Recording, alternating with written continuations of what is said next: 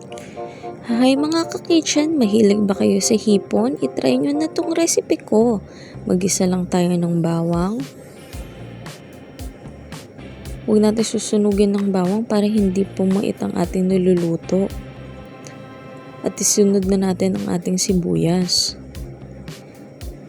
Hintay lang natin magpawis ang ating bawang at sibuyas or maging translucent. At susunod na natin ang ating kaunting luya.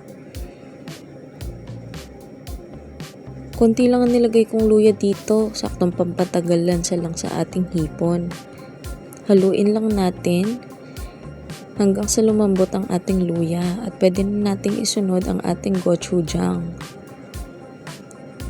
4 tablespoon ang nilagay ko dito. Haluin lang natin ng mabuti. At kapag okay na, ilagay na natin ang ating barbecue sauce, 3 tablespoon. Guys, ang barbecue sauce na nilagay natin ang magbibigay ng smoky flavor sa ating hipon. At kapag kumukulo na ng ganyan, ilagay na natin ang ating 1 cup water o ang ating tubig.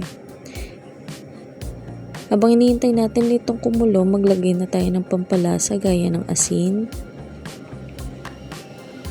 konting asukal, pambalanse ng lasa,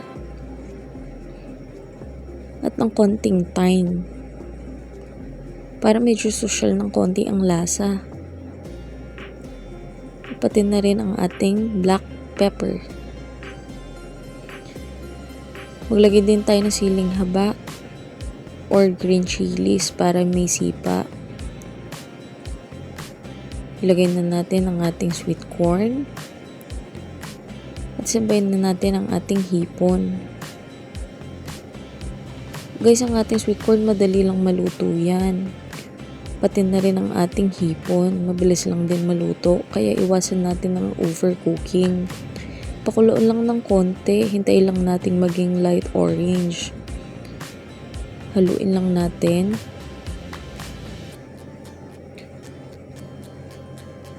Guys, kapag na-overcook ang ating hipon, magiging rubbery ito at mahirap nang nguyain. Pakuluan at ilagay na ang ating margarine or ang ating butter. Syempre, ang gamit ko dito ay margarine lang kasi hindi naman tayo mayaman. Pag tunaw na ang butter, ilagay na natin ang ating onion leeks o ang ating sibuyas or dahon ng sibuyas. Konti lang dahil medyo mahal din ito ngayon, maharlika.